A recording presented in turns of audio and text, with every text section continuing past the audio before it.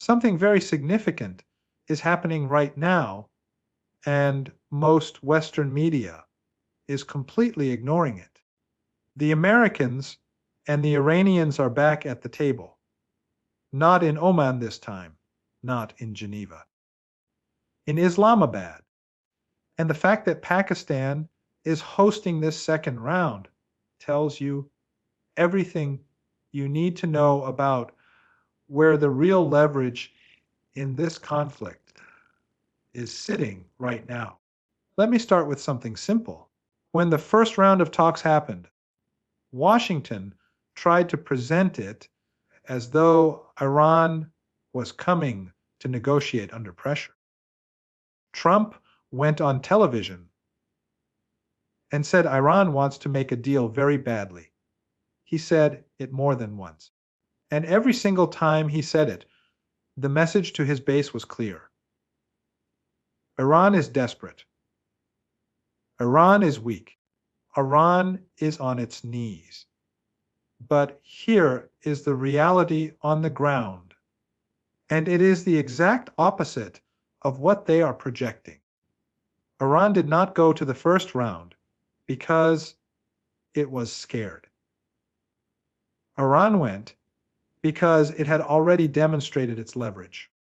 The Strait of Hormuz is not a theoretical threat. It is a very real pressure point, and the entire global economy knows it. When Tehran signals that traffic through that waterway could be restricted or stopped entirely, you do not get polite concern from world capitals. You get panic. You get emergency cabinet meetings. You get British prime ministers making speeches about 40 nation coalitions. That is not a response to weakness. That is a response to strength.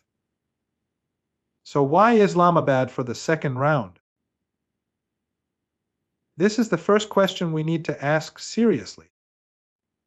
Pakistan then did not volunteer for this role because it wanted a diplomatic trophy. Pakistan stepped in because it was asked to. And it was asked to by both sides in different ways. The Americans needed a channel that was not publicly embarrassing. After all the noise from Washington, after all the maximalist rhetoric, after all the talk of obliterating Iranian infrastructure, the Trump team could not walk into a room directly with Iranian officials without creating a political problem at home. They needed a buffer. They needed a face. Pakistan provided that. But Pakistan is not just a mailbox in this process. General Asim Munir and the Pakistani military establishment have their own reasons to be involved here. Pakistan sits in a very uncomfortable neighborhood. Iran is a neighbor. A conflict that escalates into a regional war does not stay contained on one side of the border. Pakistan has Balochistan on its western edge. It has a significant Shia population. It has economic corridors that depend on regional stability. The Pakistani army knows that if this situation explodes, it will feel the consequences directly. So their involvement is not charity. It is self-interest.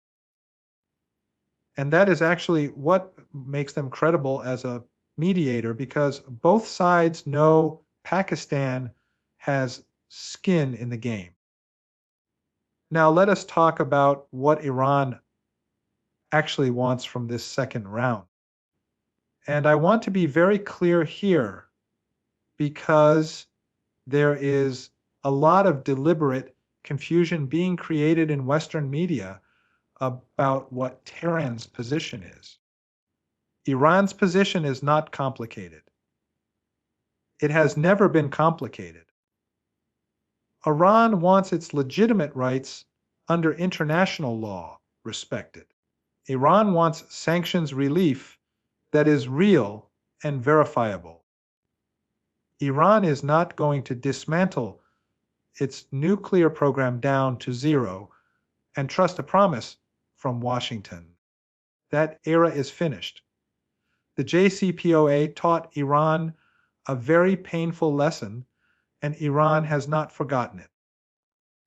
When the original nuclear deal was signed in 2015, Iran carried out every single obligation it had committed to. Every single one. The IAEA confirmed it repeatedly. And what did the United States do? Obama dragged his feet on sanctions relief. The practical economic benefits that Iran was supposed to receive were blocked, delayed, and undermined through secondary sanctions and pressure on European banks. Iran held its breath and waited. And then Trump came in 2018 and pulled out of the deal entirely. The United States did not just violate an agreement, it humiliated Iran in front of the entire world, and then punished Iran for being the party that had actually complied. That experience explains everything about Iran's behavior today. When you hear Iranian officials say that they want guarantees, when you hear them say that words on paper are not enough, when you hear them insist on reciprocal and simultaneous steps rather than front-loaded concessions, they are not being difficult. They are being rational. Any country that had been through what Iran has been through would behave exactly the same way. So what is on the table in Islamabad?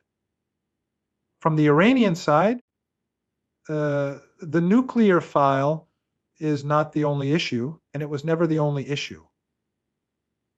Iran wants the lifting of oil sanctions. Iran wants access to its frozen assets.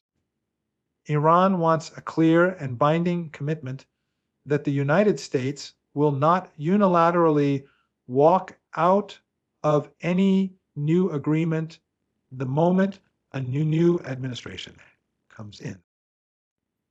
And on the regional file, which is directly connected, Iran wants to see the aggression against Lebanon stopped completely.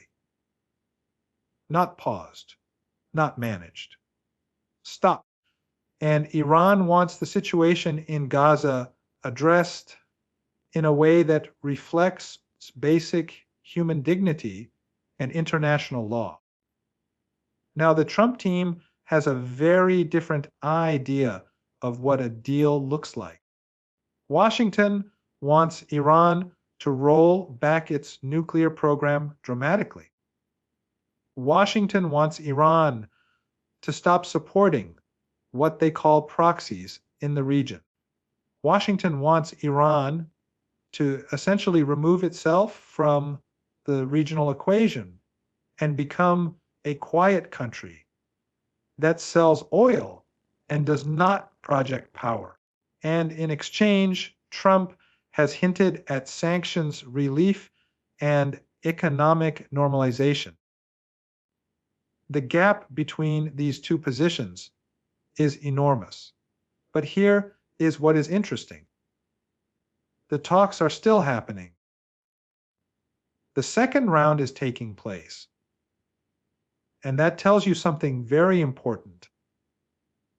It tells you that despite all the noise, despite all the military posturing, despite the American naval presence in the Gulf, neither side has decided that war is the answer right now. That is a significant fact. It does not mean peace is around the corner, but it means the door has not been slammed shut.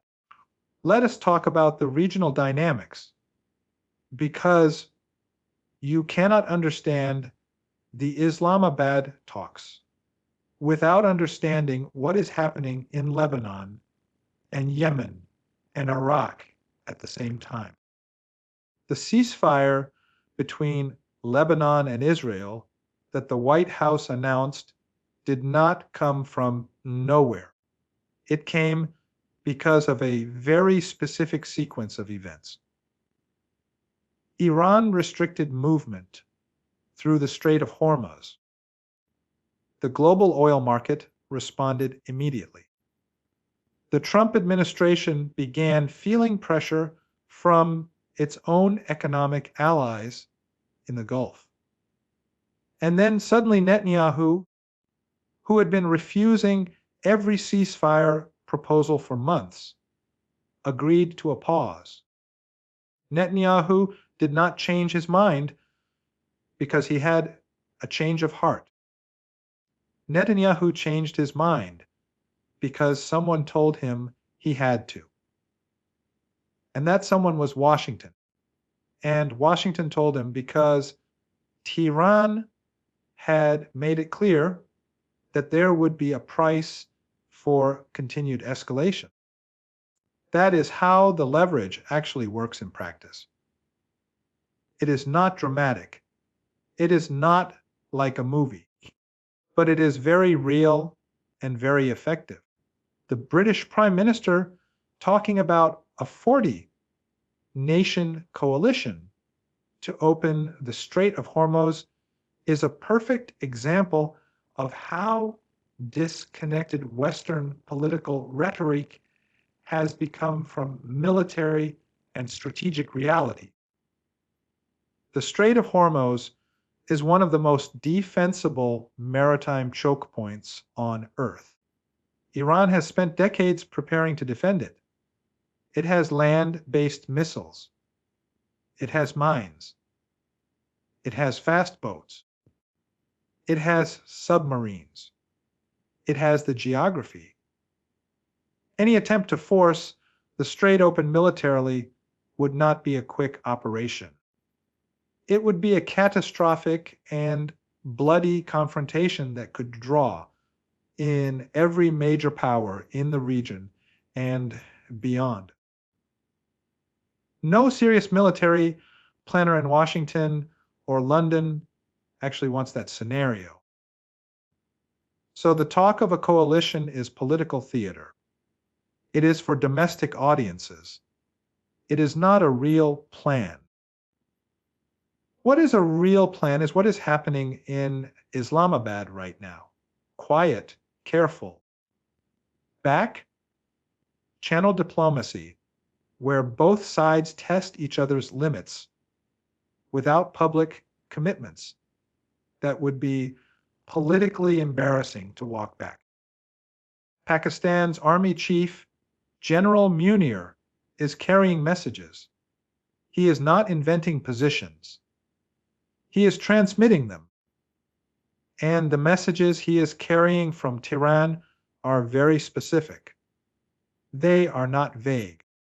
Iran has said publicly and privately that it is willing to negotiate on the nuclear file within the framework of the NPT. Iran is not going to give up its enrichment program entirely. That is a red line that is not going to move. But Iran has shown willingness to discuss caps, to discuss inspections, to discuss transparency measures if and only if the United States demonstrates good faith through concrete actions and not just words. And what would good faith look like from Tehran's perspective? First, it would mean no new sanctions while talks are ongoing. Second, it would mean releasing some of the frozen Iranian assets as a confidence building measure. Third, it would mean the United States using its influence to stop the Israeli military operations that have been causing enormous civilian casualties. These are not unreasonable demands from a country that has its back against the wall. These are the minimum conditions for a serious negotiation. Now I want to address something that a lot of people in the West are genuinely confused about. There is this idea that Iran's leadership is irrational, that the people running Tehran are religious fanatics who do not understand geopolitics or economics or military reality. This is one of the most dangerous misconceptions in global affairs today. Iran's leadership is extremely rational, is strategic, it is patient. It thinks in decades, not in news cycles. The fact that Iran has survived 45 years of maximum pressure, of sanctions, of assassinations of its scientists, of cyber attacks on its nuclear facilities, of proxy wars on its borders, and has come out of all of that with a functioning state, a sophisticated military, and significant regional influence is not an accident. That is the product of strategic thinking and national resilience. So when Iran says it will not make the same mistake it made during the JCPOA, believe it. When Iran says it wants simultaneous and verifiable steps rather than front-loaded concessions, believe it. When Iran says it has leverage and is prepared to use it, believe it. Because every single time the West has underestimated Iran, Iran has proven them wrong. The question that everyone watching this situation should be asking is very simple. Does the Trump administration actually want a deal, or does it want the appearance of a deal? Because those are two very different things. A real deal would require compromises that would be politically painful for Trump at home. His base expects maximalism.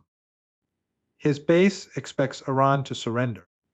A real deal where Iran keeps some of its nuclear program and gets sanctions relief is going to be very hard to sell to people who have been told for years that Iran is an evil regime that must be destroyed. But a failed negotiation that Trump can blame on Iran could actually serve his political purposes. He could say he tried. He could say Iran refused to be reasonable. And then the pressure continues. This is the cynical reading of the situation. And I am not saying it is definitely what is happening.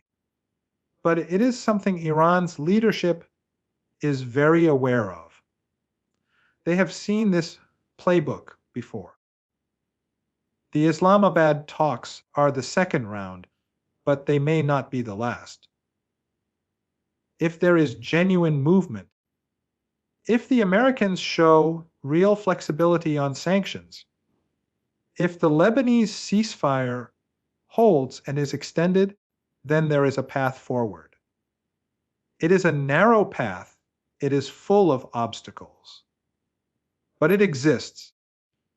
If the Americans use these talks as a stalling tactic while continuing to squeeze Iran, while continuing to allow the Israeli military to operate freely in the region, while making promises they have no intention of keeping, then the talks will collapse. And when they collapse, the situation will escalate in ways that will be very difficult to control.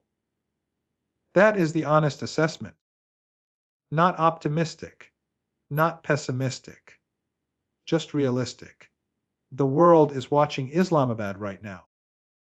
Not because Pakistan is suddenly the center of global diplomacy, but because what happens in those rooms will determine whether the world gets a negotiated solution to one of the most dangerous conflicts of our time, or whether it slides further toward confrontation that nobody with any sense actually wants.